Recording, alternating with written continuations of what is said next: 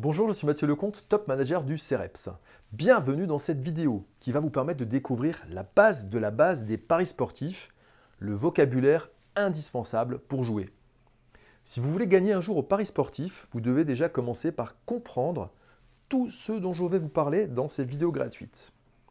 Et pour mettre tout le monde au même niveau, que vous jouiez déjà depuis longtemps ou que vous débutiez totalement, je vais tout reprendre depuis la base de la base. Ce qui suit peut vous sembler complexe, pénible ou totalement inutile. Ou au contraire, ça peut vous sembler totalement ridicule, tellement c'est évident pour vous. Et pourtant, les notions dont je vais vous parler sont indispensables. C'est comme quand vous construisez une maison, et bien vous commencez par des fondations en dur. Sans fondation, votre maison s'affaissera tôt ou tard.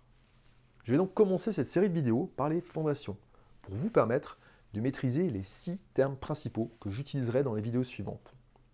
Beaucoup de termes sont en anglais, et c'est un peu la tradition dans les paris sportifs, et c'est plutôt normal en fait, puisque les paris sportifs sont nés en Angleterre. N'hésitez pas à prendre des notes, elles vous seront utiles plus tard. Premier terme à maîtriser, bookmaker. Le bookmaker est une société qui prend vos mises pour enregistrer vos paris sportifs et qui vous paye vos gains. C'est également le bookmaker qui élabore les cotes.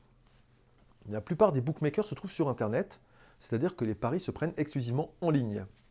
En France, il y a un seul bookmaker physique chez qui vous pouvez parier dans un point de vente. C'est la Française des Jeux, la FDJ, avec son enseigne Parions Sport.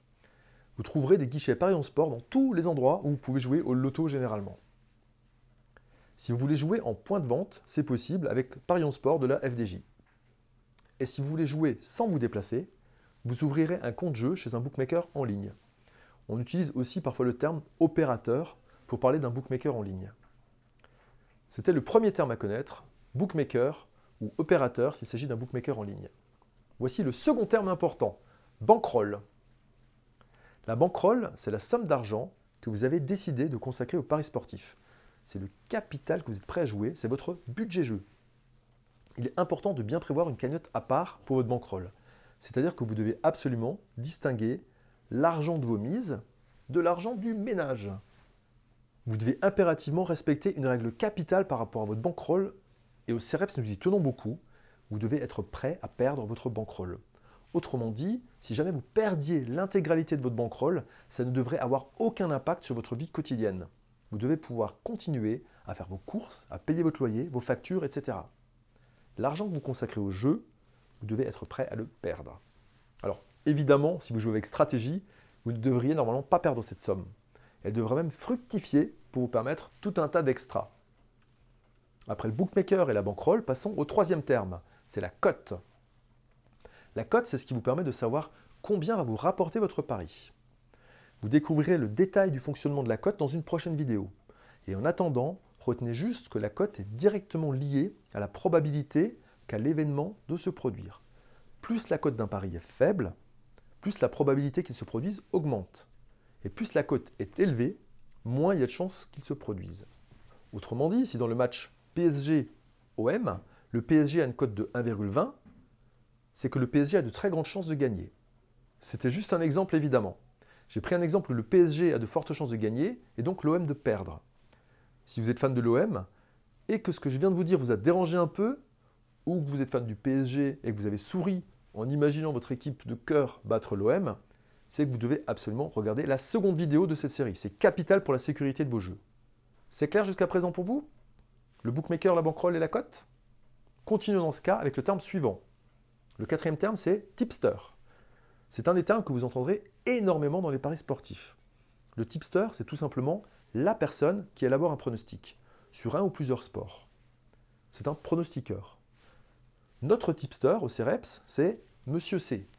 C'est un ancien coteur sportif qui travaillait pour un bookmaker et qui a quitté le côté obscur de la force, qui utilise aujourd'hui ses compétences pour aider les parieurs à gagner. Avant de vous révéler le terme le plus important, à mon avis, dans les paris sportifs, vous allez découvrir maintenant 3 abréviations courantes. PCT, PMT et PLT. Paris court terme, pari moyen terme et pari long terme. Le pari court terme, donc PCT, c'est le pari le plus fréquemment utilisé. L'issue de l'événement sportif sera connue à court terme, dans les heures qui viennent au plus tard.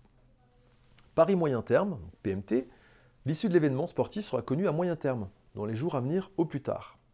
Et PLT, pari long terme, c'est un pari sur un pronostic à long terme dont l'issue ne sera connue que plusieurs semaines ou même plusieurs mois plus tard.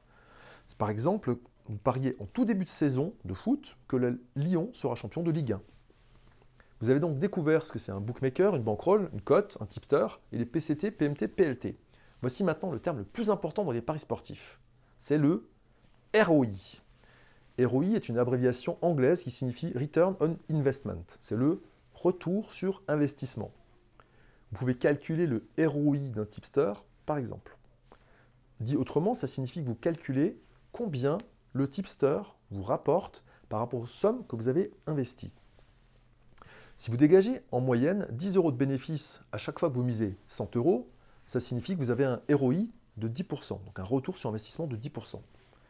Pour faire une comparaison, dans les grandes lignes, le ROI c'est un peu l'équivalent du taux d'intérêt dont parlent les banques pour les placements qu'elles proposent.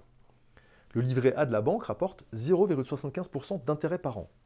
Votre ROI annuel est donc de 0,75%. Au pari sportif, vous pouvez dégager 20% de ROI.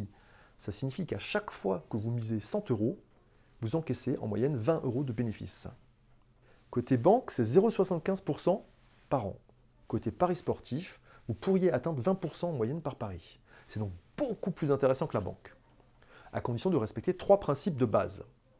Et ces 3 principes, vous les découvrirez dans la prochaine vidéo qui s'annonce bien plus passionnante que celle d'aujourd'hui.